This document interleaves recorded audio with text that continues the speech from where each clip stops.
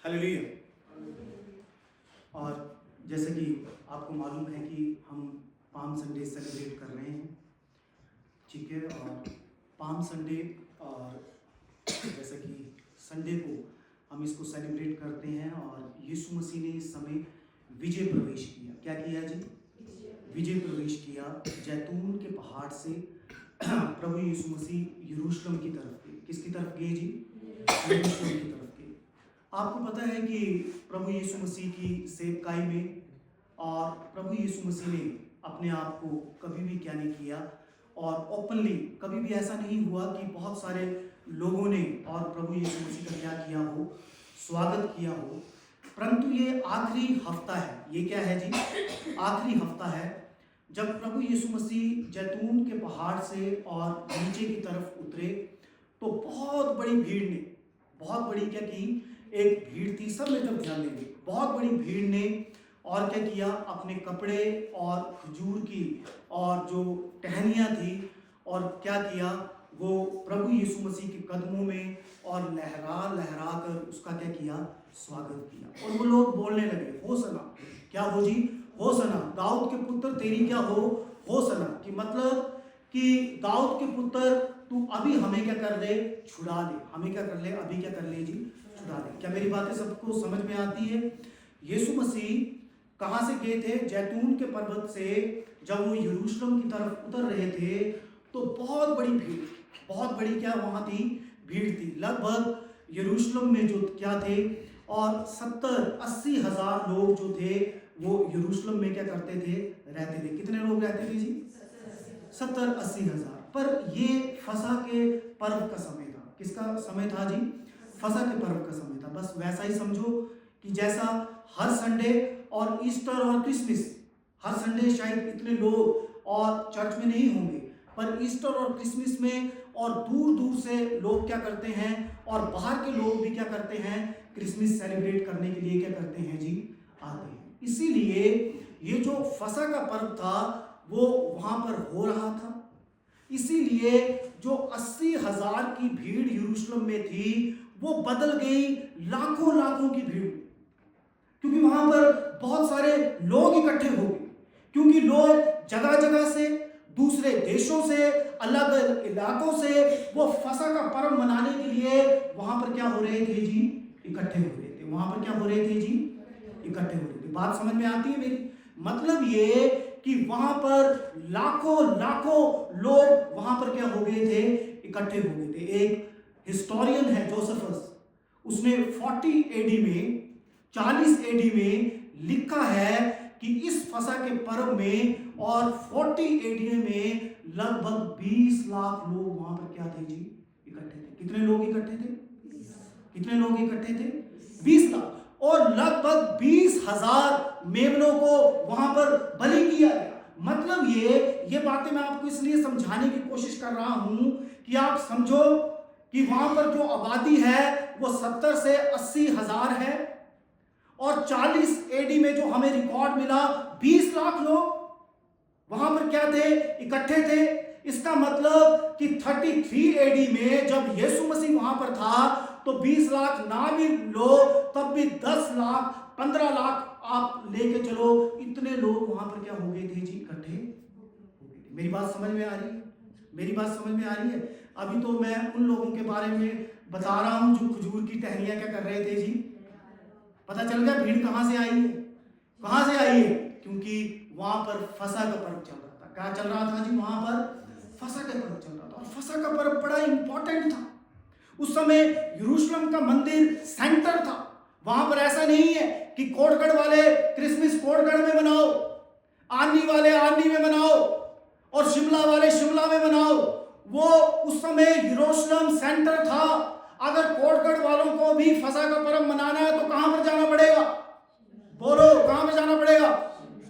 कहां पे? शिमला मत जाओ, यरूशलेम जाओ। कहां पर जाओ जी? यरूशलेम में। कहां पर जाना पड़ेगा जी? यरूशलेम। क्योंकि मंदिर कहां पर था जी? यरूशलेम में था। मंदिर कहां पर था जी? यरूशलेम। मतलब उस समय ऐसा नहीं था कि हम अपने चर्च में अपने फंक्शंस को क्या कर सकते थे, सेलिब्रेट कर सकते थे। परंतु ये फसह का पर्व था और फसह का पर्व के लिए चाहे वो दुनिया के किसी भी इलाके में होगा, उसको कहां पर जाना पड़ेगा जी? कहां पर जाना पड़ेगा जी? इसलिए यरूशलेम भर गया था, यरूशलेम, और वहां पर लोग ही लोग थे, वहां पर बहुत सारे लोग इकट्ठे हो गए थे। और जब बहुत सारे लोग वहां पर इकट्ठे थे तो उन्होंने यीशु मसीह के बारे में भी क्या करना शुरू किया जी? सुनना शुरू किया। उन्होंने सुना कि यहाँ पर एक प्रभु यीशु मसीह करके एक व्यक्ति है जो बहुत अच्छा सरमन देता है। उन्होंने सुना वो मुर्दों को जीवित कर देता है, उन्होंने सुना वो दुष्ट आत्माएं निकाल देता है, उन्होंने सुना वो बड़े बड़े अचंभे करता है, उन्होंने सुना कि वो बड़े बड़े और फरीसियों के साथ और बड़े बड़े ज्ञानियों के साथ और याजकों के साथ वो वचन से बातचीत करता है। और लोगों को क्या नहीं आता, उसके सामने जवाब देना क्या नहीं करता जी? आता नहीं है। आमीन, मेरी बात समझ में आई?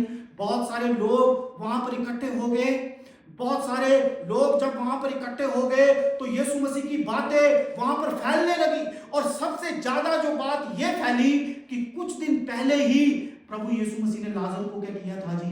जीवित किया था। क्या किया था? लाजर को क्या किया था? लोगों के और बीच में ये बात फैल गई, प्रभु यीशु मसीह ने लाजर को जीवित किया, लाजर को जीवित किया, लाजर को जीवित किया। वो जो लाखों लाखों भीड़ वहां पर इकट्ठी थी, जो लाखों लाखों भीड़ और जो यीशु मसीह के बारे में सुन रही थी, जब उनको पता चला कि उन्होंने लाजर को जीवित किया है और लाजर यरूशलेम से केवल 2 किलोमीटर दूर था। आप कोटगढ़ में आए और कोटगढ़ में आपको पता चले कि 1 किलोमीटर के बाद ही यहाँ पर चर्च है, आप बोलेंगे चलो जाके चर्च भी क्या करके आते हैं जी? देख कर आते हैं। आपको पता चले 2 किलोमीटर के बाद और साधु सुंदर सिंह की केव है, आप बोलेंगे चलो साधु सुंदर सिंह की केव भी क्या करके आए?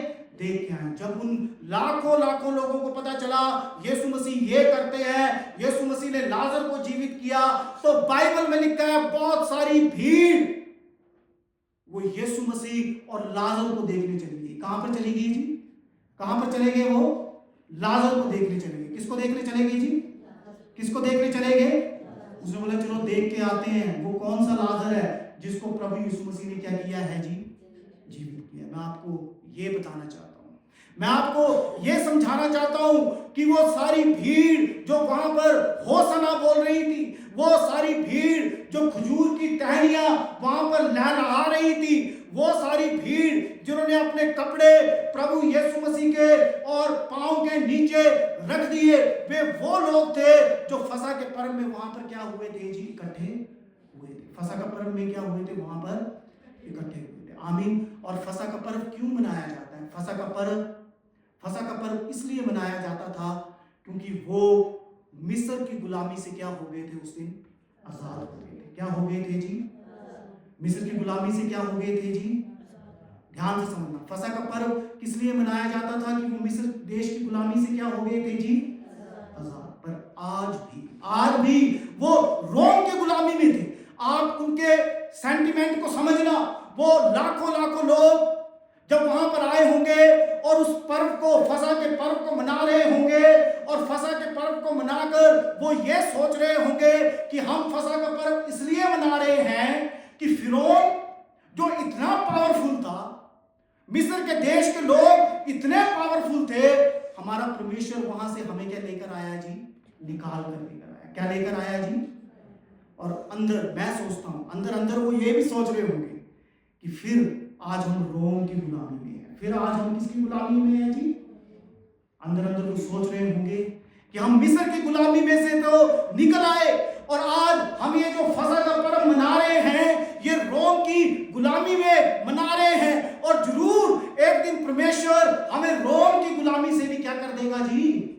निकाल देगा। वो जरूर ऐसा सोच रहे होंगे क्योंकि फसह का पर्व ही इसलिए मनाया जाता है कि वो गुलामी से क्या कराए जी? निकल आए। परंतु आज भी वो रोम की गुलामी में थे और अंदर सोच रहे होंगे कि परमेश्वर तू कब हमें इस रोम की गुलामी से क्या करेगा? आजाद कराएगा। तू कब हमें इस रोम की गुलामी से क्या कर देगा? निकाल देगा। वो लोग क्यों लाजर को देखना चाह रहे थे? उन्होंने बोला क्या परमेश्वर ने किसी मसीहा को तो नहीं भेज दिया? क्या कोई ऐसा व्यक्ति तो नहीं आ गया है जो हमें रोम की गुलामी से क्या करवा देगा? आजाद करवा देगा। मेरी बात को समझ में आ रहा है कि मैं कॉम्प्लिकेट कर रहा हूं? आप इस बात को समझो। वो भीड़ इस आशा में थी कि कभी कभी ना कभी कोई एक ऐसा व्यक्ति आएगा जो हमें रोम की गुलामी से क्या कर देगा जी, छुड़ा देगा। रोम की गुलामी से क्या कर देगा जी, मेरी बात समझो। जिस त्योहार का मतलब ही ये है कि गुलामी से क्या करना, निकलना। जिस त्योहार का मकसद ही ये है, फसह का पर्व का मकसद ही ये था कि हम गुलामी से क्या कर गए हैं जी, छूट गए हैं। फिरौन की गुलामी से हम क्या कर गए, छूट गए। मिस्र देश से हम क्या कर गए, निकल गए। जब वो लोग उस त्योहार को मना रहे होंगे, क्या वो सोच नहीं रहे होंगे कि हम इस त्योहार को तो मना रहे हैं, परंतु आज भी हम किसकी गुलामी में हैं जी, रोम की गुलामी में। किसकी गुलामी में हैं जी, किसकी गुलामी में हैं? वो एक मसीहा का इंतजार कर रहे थे। वो एक ऐसे व्यक्ति का इंतजार कर रहे थे जो उन्हें रोम की गुलामी से छुड़ाए। वो एक ऐसे व्यक्ति का इंतजार कर रहे थे जो ऐसे फूंक मारे और रोम की सारी सेना वहां पर क्या कर जाए जी, गिर गुर जाए। आमीन। क्योंकि उनको लगा अगर यीशु मसीह मुर्दों को जीवित कर सकता है, अगर यीशु मसीह और दुष्ट आत्माएं निकाल सकता है, अगर यीशु मसीह इतने बड़े बड़े काम कर सकता है, तो रोम को हराना, रोम की सेना को यहां से और हटा देना प्रभु यीशु मसीह के चुटकी का काम है। कितने का काम है जी, एक चुटकी मारने भर का क्या है, प्रभु यीशु मसीह का क्या है जी, काम है। ये सोच थी उस भीड़ की। और ये सारी की सारी भीड़ वहां पर इकट्ठी हुई। और जब प्रभु यीशु मसीह गधे के बच्चे के ऊपर बैठ कर आया तो ये सारी की सारी भीड़ चिल्लाने लगी, होशाना। उन्होंने खजूर की टहनियां ली और उनको लहराया और अपने कपड़ों को क्या कर दिया जी, क्या कर दिया, बिछा दिया। अपने कपड़ों को क्या कर दिया जी, बिछा दिया। बाइबल में एक येहू नाम का एक राजा था। येहू नाम का क्या था जी, एक राजा था। दूसरा राजा, उसके 9 अध्याय उसके 13 पद में लिखा है कि जब वो राजा अपने राज्य में आया तो लोगों ने अपने कपड़े उसके पांव में क्या कर दिए जी, बिछा दिए। अपने कपड़े क्या कर दिए, उसके पांव में क्या कर दिए, बिछा दिए। इसका मतलब कि पहले भी बाइबल में और राजाओं के सामने अपने कपड़े खोल कर क्या कर दिए जाते थे, उसके पैरों के क्या कर दिए जाते थे जी, बिछा दिए जाते थे। मतलब कपड़े बिछाने का मतलब है कि उस व्यक्ति को क्या करना, राजा कबूल करना। उस व्यक्ति को क्या कबूल करना जी, मेरी बात समझ में आती है, मेरी बात समझ में आती है। उस व्यक्ति को क्या करना जी, राजा कबूल करना। आमीन। और खजूर की टहनियां हिलाने का मतलब है कि यह साबित करना कि ये हमारा राजा है। ये मैं आपको और गहराई में समझाता हूं, ठीक है। आपको पता बाइबल में खजूर की टहनियां और झोंपड़ी के पर्व में हिलाई जाती थी। झोंपड़ी के पर्व में क्या की जाती थी, जैसे हमारा है ना Easter, good Friday, palm Sunday, Christmas. उस समय भी बहुत 9 प्रकार के त्योहार थे। 7 के थे, बाद में 9 हो गए। उसमें एक झोंपड़ी का पर्व था। जब झोंपड़ी का पर्व होता था तो वो 4 प्रकार की टहनियां हिलाते थे। 4 प्रकार की टहनियां क्या करते थे जी, हिलाते थे। लेव्य व्यवस्था 7 अध्याय, और लेव्य व्यवस्था में आप पढ़ के देख लेना। लेव्य व्यवस्था 23 अध्याय उसके 40 पद में लिखा है, वो 4 प्रकार की टहनियों को क्या करते थे जी, हिलाते थे। उन 4 प्रकार की टहनियों में एक टहनी होती थी खजूर की टहनियां। क्या होती थी जी, खजूर की क्या होती थी, टहनियां। आमीन। कपड़े बिछाकर उन्होंने ये साबित किया कि यीशु मसीह हमारा क्या है, राजा है। यीशु मसीह हमारा क्या है जी, राजा है। और झोंपड़ी के पर्व में वो टहनियां जब हिलाते थे तो वो टहनियां हिलाकर ये साबित करते थे कि आज हम बहुत खुश हैं, आज हम बहुत क्या हैं जी, खुश हैं। आज हम बहुत क्या हैं जी, खुश हैं। वो ये साबित करते थे कि आज हमने विजय प्राप्त कर ली है। हालेलुया। मतलब जब वो कपड़े और टहनियां हिला रहे थे, वो ये साबित कर रहे थे कि यीशु मसीह हमारा राजा है, ये शांति का दाता है, हम विजय प्राप्त कर लेंगे और आज हम बहुत ही क्या है जी, खुश है। हालेलुया। प्रकाशित वाक्य में भी लिखा है, आपको पता प्रकाशित वाक्य में क्या लिखा है, पढ़ के बताता हूं। 7 अध्याय उसके 9 पद में लिखा है, इसके बाद मैंने दृष्टि की और देखा हर जाति, कुल हर भाषा के लोग, जिसको कोई गिन नहीं सकता था, श्वेत वस्त्र पहने हुए, अपने हाथ में खजूर की डालियां लिए हुए और परमेश्वर के सिंहासन के सामने क्या थे जी, खड़े थे। क्या लिखा है, क्या लिखा है? आज मेरे पास पानी कम है, इतना ही है, सिर्फ इतना ही है, ठीक है। तो मुझे प्रचार भी वैसे करना। क्या लिखा है? मतलब बाइबल में पता क्या लिखा है? सुनो, हमें लगता है कि बहुत कम लोग परमेश्वर के राज्य में जाएंगे। बाइबल में लिखा है कि जब यूहन्ना ने दर्शन देखा है, उसने बोला कि इतनी बड़ी भीड़ वहां पर इकट्ठी थी, हर कुल का व्यक्ति, हर क्या था जी? हर जाति का व्यक्ति, मतलब कोई ऐसी कास्ट, कोई ऐसा धर्म, कोई ऐसा कुल नहीं था जिसका व्यक्ति स्वर्ग में क्या नहीं किया है, पहुंचा नहीं है। हर भाषा बोलने वाला। और वो बोलते जब सारे लोग, एक बहुत बड़ी भीड़ वहां पर इकट्ठी है जिसे कोई गिन नहीं सकता, और हाथों में उन्होंने क्या लिए? खजूर की टहनियां ली है। मतलब खजूर की टहनियां आनंद को बताती हैं, खजूर की टहनियां विजय को बताती हैं, कपड़े बिछाना राजा को बताती है। मतलब ये बताना चाह रहा हूं कि जब प्रभु यीशु मसीह और वहां पर गए और लोगों ने खजूर की टहनियां हिलाई, अपने कपड़े बिछाए, उन्होंने ये साबित किया कि प्रभु यीशु मसीह हमारा क्या है जी? राजा है। प्रभु यीशु मसीह हमारा क्या है जी?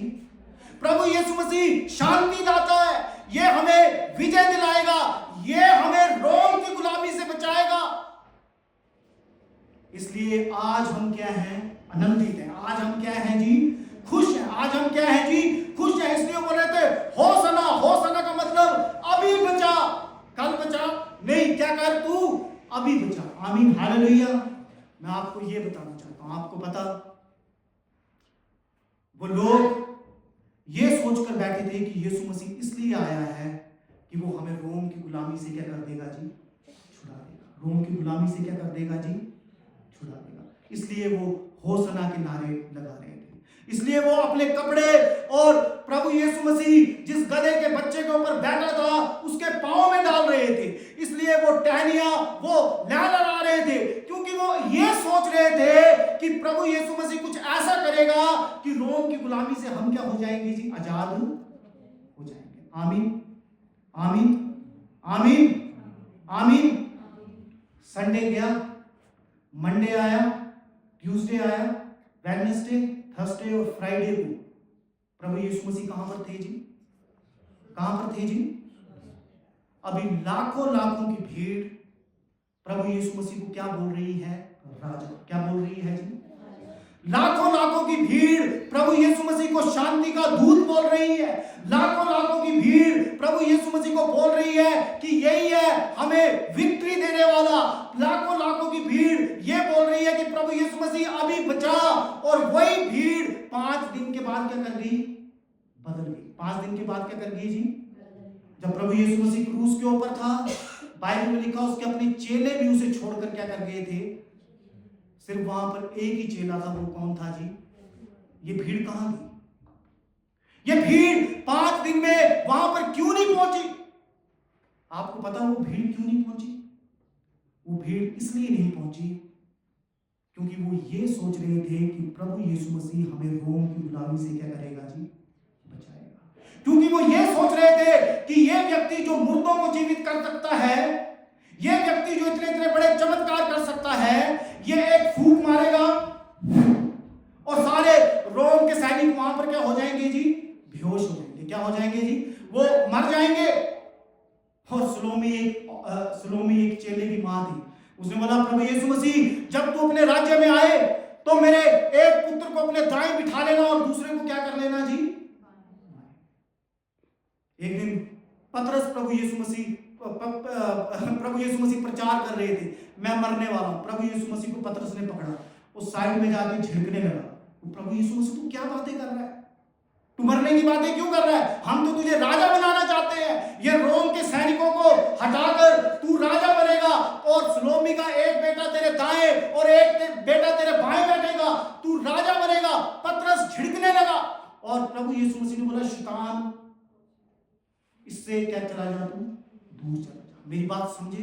केवल लोग ही नहीं पर प्रभु यीशु मसीह के चेले भी ये सोचते थे कि ये हमें रोम की गुलामी से क्या कर लेगा जी? क्या कर लेगा जी? बचा लेगा। पर जब 5 दिन के बाद उनको पता चला कि ना तो प्रभु यीशु मसीह ने कोई फूंक मारी, ना प्रभु यीशु मसीह ने तलवार उठाई, ना प्रभु यीशु मसीह ने कोई युद्ध किया, परंतु प्रभु यीशु मसीह तो खुद पकड़ा गया। और प्रभु यीशु मसीह कहां पर है जी? कहां पर है जी? कहां पर है? क्रॉस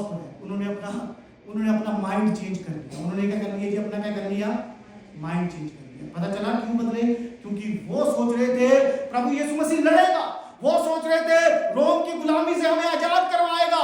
पर प्रभु यीशु मसीह जब क्रूस के ऊपर चला गया तब उनको 5 दिन के बाद पता चला कि प्रभु यीशु मसीह ऐसा कुछ भी करेगा नहीं। Hallelujah, hallelujah, hallelujah. मतलब उन्होंने गलत पिक्चर, प्रभु यीशु मसीह रोम की गुलामी से हमें आजाद कराने के लिए आया नहीं था। वो तो हमें पापों की आजादी से, क्या पापों की गुलामी से आजाद करवाने के लिए क्या किया था, आया था। प्रभु यीशु मसीह हमें कोई पृथ्वी का भाग जीत के देने के लिए नहीं आया था, परंतु वो तो हमारे लिए स्वर्ग में कमरों को तैयार कर रहा था। हालेलुया। प्रभु यीशु मसीह का राज्य संसारिक नहीं था, परंतु उसका राज्य आत्मिक था। हालेलुया। मैं आपको यह बोलना चाहता हूं कि प्रभु यीशु मसीह की जो विजय यात्रा थी, प्रभु यीशु मसीह ने तो वो विजय यात्रा की, पर लोगों ने उसकी विजय यात्रा को क्या नहीं किया जी, समझा नहीं समझा। हालेलुया। वो उसको संसारिक रूप में ले गए। उन्होंने सोचा रोम से आजादी करवाएगा। जब उनको पता चला ये तो खुद ही पकड़ा गया, तो सारे के सारे लोगों ने बोला नहीं जी, यीशु मसीह क्या नहीं है, ये नहीं है वो बंदा जिसका हम क्या कर रहे थे जी, वेट करते थे। आमीन, आमीन, आमीन।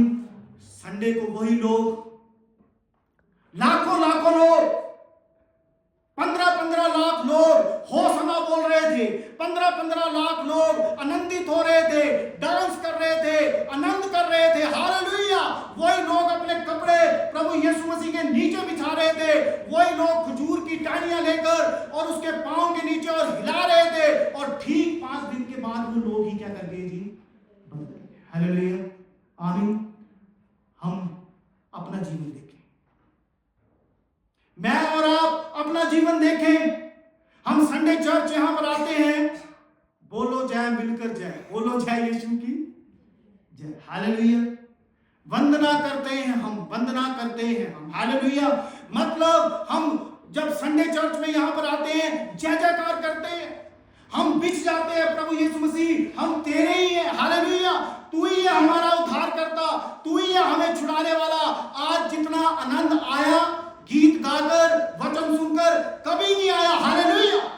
पर जैसे इस गेट के बाहर निकलते हैं, हालेलुया, सोमवार गया, मंगलवार गया, बुधवार गया, वीर गया, शुक्रवार तक यीशु मसीह को फिर कहां पर चढ़ा देते हैं, कहां पर चढ़ा देते हैं जी।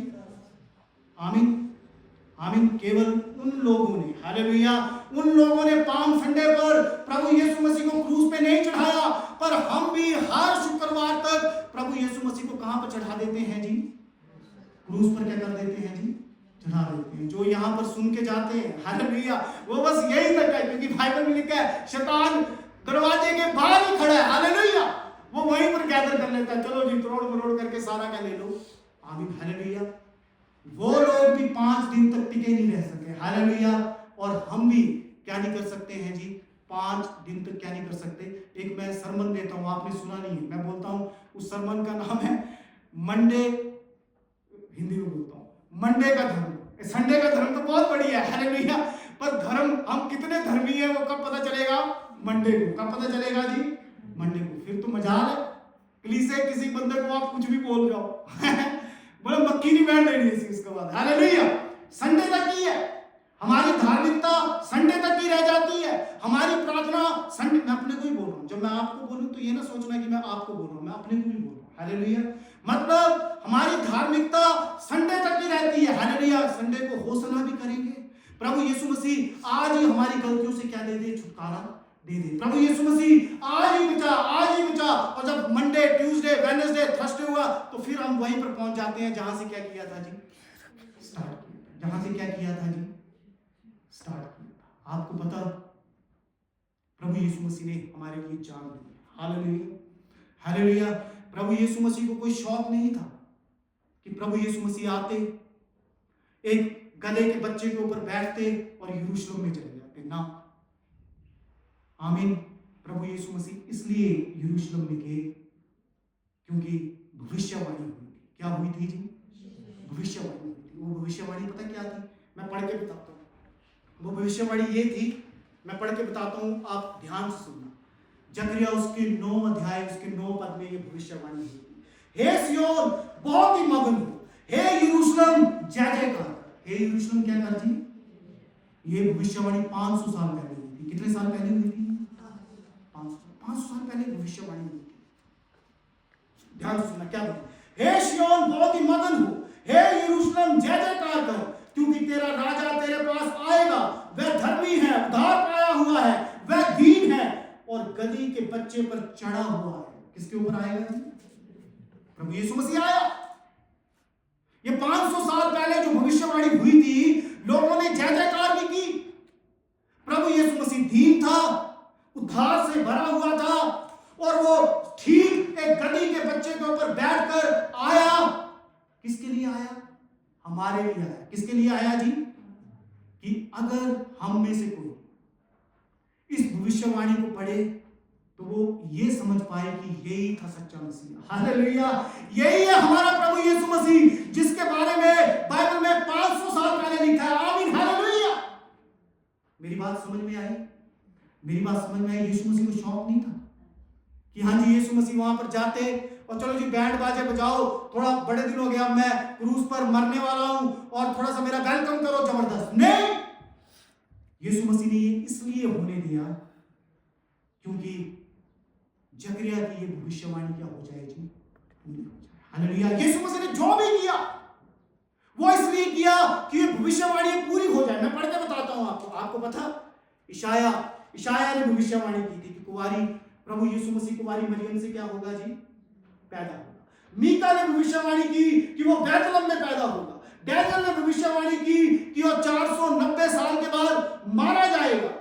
दाऊद ने भविष्यवाणी की कि उसका दोस्त उसको पकड़ा देगा, वो व्यक्ति उसको पकड़ा देगा जो उसके साथ क्या करता है?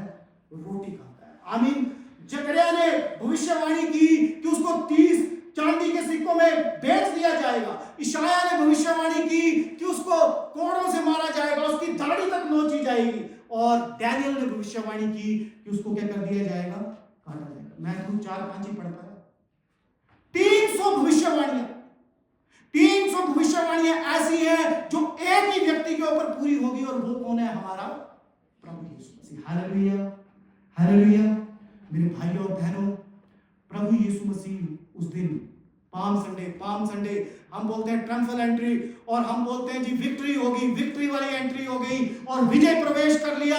वो इसलिए हुआ कि प्रभु यीशु मसीह इस भविष्यवाणी को क्या कर सके जी? पूरा कर सके। भविष्यवाणी ये थी कि वो गधे के बच्चे के ऊपर क्या करेगा जी? आएगा। गधे के बच्चे के ऊपर क्या करेगा जी? आएगा। समझ में आती है? हालेलुया। इस भविष्यवाणी को पूरा करने के लिए प्रभु यीशु मसीह किसके ऊपर आया जी? गधे के बच्चे में आया और बोला यरूशलेम जय जयकार करेगा। यरूशलेम ने जय जयकार किया, पर थोड़े समय के लिए किया। क्या किया जी? थोड़े समय के लिए। आमीन, आमीन। इसलिए प्रभु यीशु मसीह गधे के बच्चे के ऊपर बैठकर आया कि आने वाले समय में जब हम इस भविष्यवाणी को पढ़ें तो हमें पता चल जाए कि यीशु मसीह क्या है, सच्चा क्या है जी? हालेलुया। केवल वो भविष्यवाणी को पूरा करने के लिए नहीं आया, परंतु जो राजा लोग थे वो गधे के ऊपर चलते थे। किसके ऊपर चलते थे जी? किसके ऊपर चलते थे जी?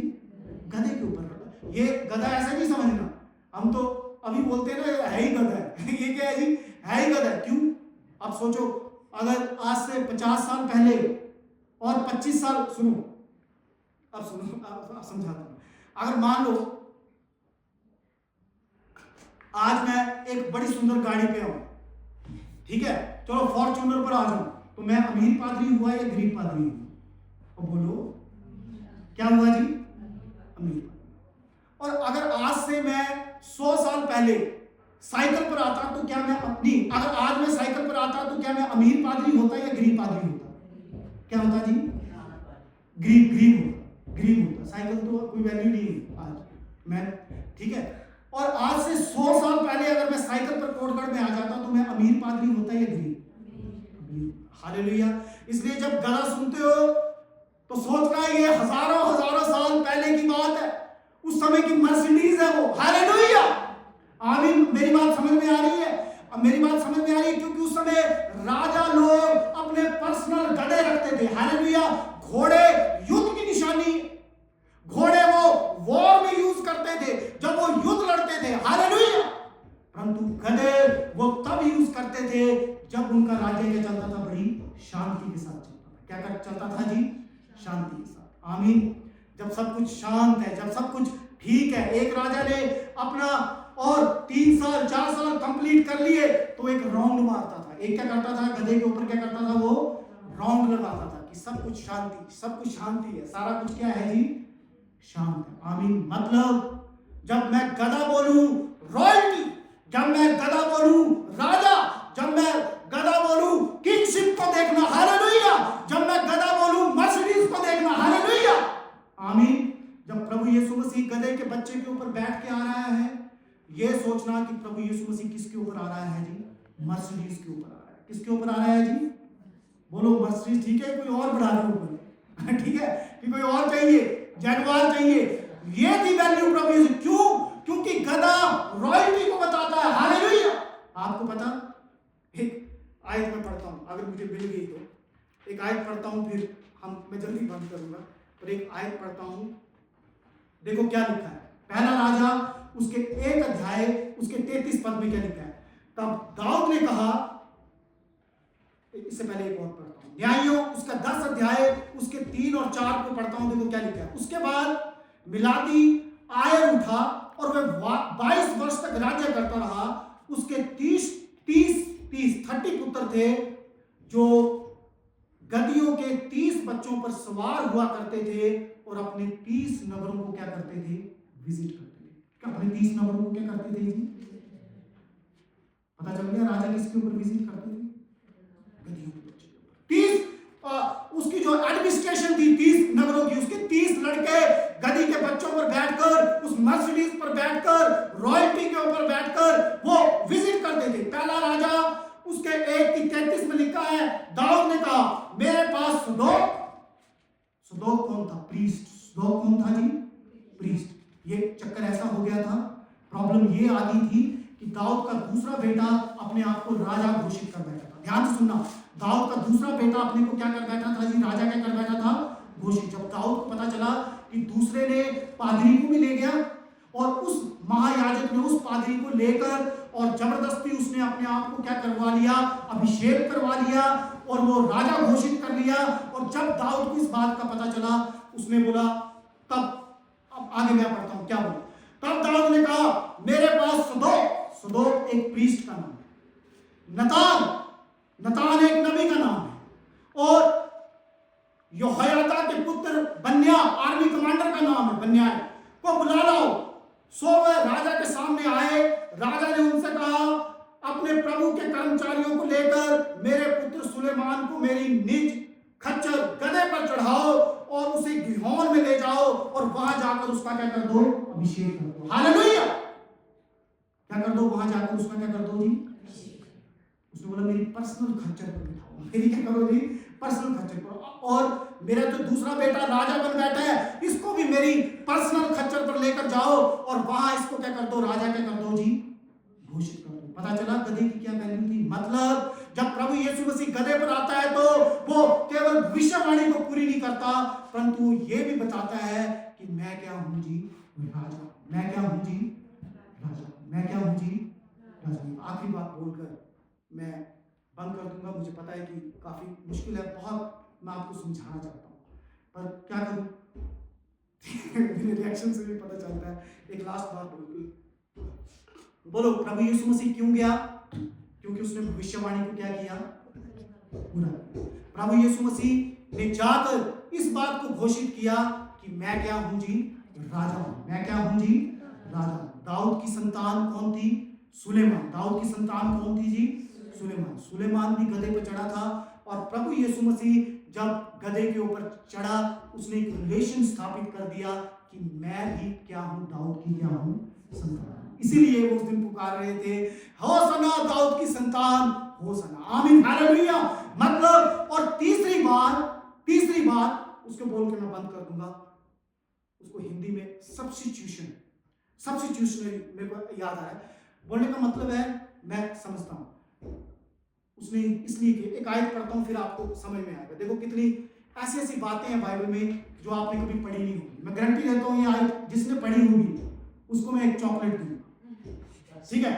वो आज तक नहीं मिली। ठीक है नहीं आज मिलेगी, पर ये आप आयत पढ़ी नहीं हुई। देखो निर्गमन 13 की 13 में क्या लिखा है, और गदही के हर एक पहलौठे की संगति मेमने को देकर उसको छुड़ा लेना, और यदि उसे ना छुड़ाना चाहो तो उसका गला तोड़ देना। बोलो पढ़िए नहीं आयत, पढ़िए।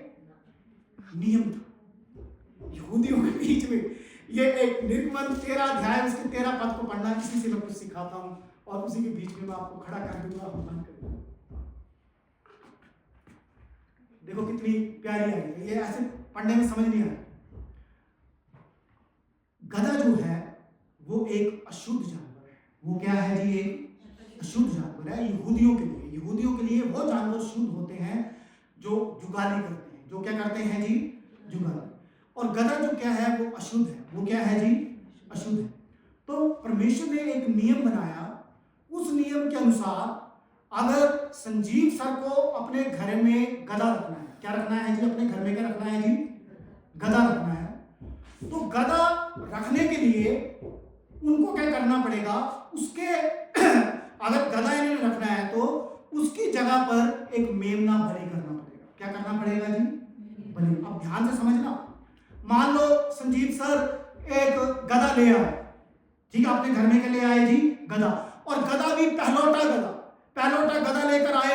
अब उन्होंने बोला चलो जी मर्सिडीज तो आ गई, अब मैं इसको टैक्सी पर लगाऊंगा, लोग इस पे ट्रैवल करेंगे, मैं इससे प्रॉफिट कमाऊंगा। नहीं कमा सकते, क्योंकि उन्होंने परमेश्वर ने एक नियम बनाया कि अगर पहलौठा गधा रखना है, उसको अपने प्रॉफिट के लिए इस्तेमाल करना है, तो उसकी जगह पर आपको एक मेमना क्या करना पड़ेगा? बलि करना पड़ेगा। क्या करना पड़ेगा जी? और अगर संजीव सर बोलते हैं कि मैं नहीं करूंगा मेमना, मैं क्या नहीं करूंगा? बलि नहीं करूंगा, तो संजीव सर को इंस्ट्रक्शन थी कि उस गधे का गला भी क्या कर दे भाई? तोड़ दे। गला भी क्या कर दे फिर? मतलब गधे को क्या कर दे? मार दे। आप उस गधे को क्या नहीं कर सकते? यूज।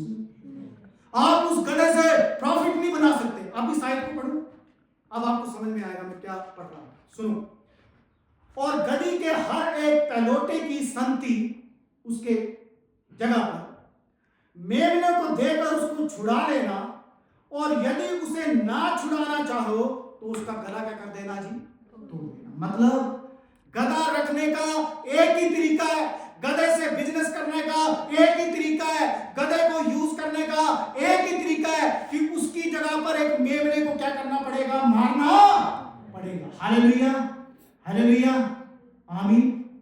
इसको बोलते हैं सब्स्टिट्यूट। क्या बोलते हैं जी? सब्स्टिट्यूट। मतलब अगर गधा रखना है तो उसका हमें क्या चाहिए? हिंदी में क्या बोलेंगे इसको? उसकी जगह पर, ठीक है, अगर गधा रखना है तो हमें उसकी जगह पर एक मेमना क्या करना पड़ेगा? देना पड़ेगा। खड़े हो जाए सब खड़े। अगर आपको अपने घर में गधा रखना है तो एक मेमने को उसकी जगह क्या करना पड़ेगा जी? बलि करना पड़ेगा। आपको पता, प्रभु यीशु मसीह ने इस पाम संडे के दिन और यरूशलेम में जाकर इस बात को पूरा किया ताकि भविष्यवाणी क्या हो जाए जी? पूरी हो जाए। प्रभु यीशु मसीह ने पाम संडे के दिन यरूशलेम में जाकर गधे के ऊपर बैठकर और इस बात को पूरा किया कि वो राजा है, वो दाऊद की क्या है जी? संतान। हालेलुया। और तीसरी बात सब्स्टिट्यूशनरी अटॉनमेंट, मतलब तीसरी बात उसने गधे पर बैठकर इस बात को प्रूव किया। उसने गधे के बच्चे की सवारी कर यरूशलेम में जाकर इस बात को साबित किया कि हम अनक्लीन है उस गधे की तरह, हम पापी हैं उस गधे की तरह। अगर हमें बचना है तो हमारे लिए एक मेमने का मरना क्या है जी? जरूरी है। हालेलुया। गधे के बैठकर जब वो यरूशलेम में गया, उसने मैसेज दिया कि अगर तुम्हें बचाना है तो ठीक शुक्रवार को मुझे क्रूस पर मरना क्या है जी? मुझे नहीं पता आप कितना समझ पा रहे हैं।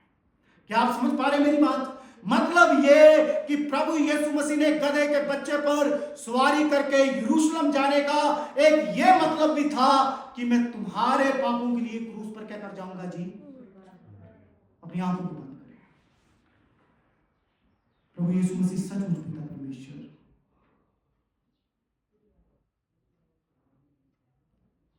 आपका धन्यवाद करते हैं प्रभु यीशु मसीह इस वचन के लिए। प्रभु आपने भविष्यवाणी को पूरा किया। प्रभु गधे के बच्चे के ऊपर बैठकर प्रभु आपने साबित किया आप राजा हैं। प्रभु आप दाऊद की संतान है पिता परमेश्वर। आपने पिता परमेश्वर गधे के ऊपर बैठकर प्रभु ये साबित किया कि आप हमारे लिए सब्स्टिट्यूट है पिता परमेश्वर। हमारे पापों के लिए पिता आपने जो पाप हमने हाथों से किए आपने कीले अपनी हाथ पर ले, जो गलत बातें हमने अपने दिमाग से सोची है प्रभु आपने सब्स्टिट्यूट बनकर वो कांटों का ताज अपने सर पर ले लिया। प्रभु जो गलत पांव हमारी गलत जगह पे चले प्रभु आपने उन पांवों की जगह अपने पांव पे कीले ली।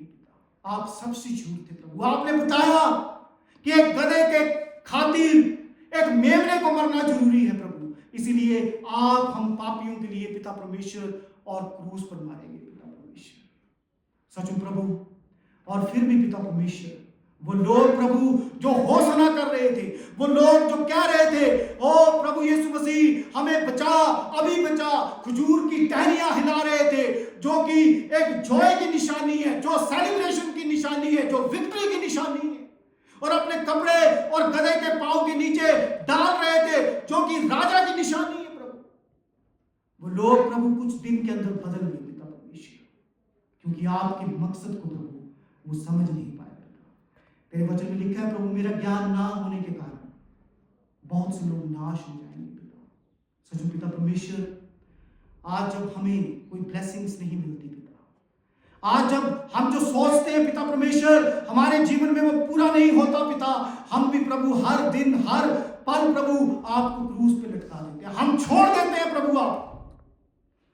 तो प्रभु हम ये समझ पाए पिता परमेश्वर आपका मकसद प्रभु इस पृथ्वी का नहीं है पिता परमेश्वर। हो सकता है कि हमारी कुछ दिली इच्छाएं इस पृथ्वी पर पूरी ना भी हो सकता है कि जो हम चाहें वो इस पृथ्वी पर ना भी मिले, परंतु स्वर्ग में हमें हर चीज बहुत आयत से मिलने वाली है। स्वर्ग में हमारे लिए सब कुछ परमेश्वर ने प्रबंध किया है। अगर आज सचमुच हम भी उस भीड़ की तरह संडे को आकर होसना करते हैं, अपने कपड़े बिछाते हैं, अपनी टहनियां हिलाते हैं, तो आज ये प्रण करके जाएं कि हर संडे नहीं, मंडे, ट्यूसडे, वेडनेसडे, हर दिन हम अपना विश्वास प्रभु यीशु मसीह पर रखेंगे। इस पाम संडे के दिन प्रभु आप इस वचन के द्वारा ब्लेस करें।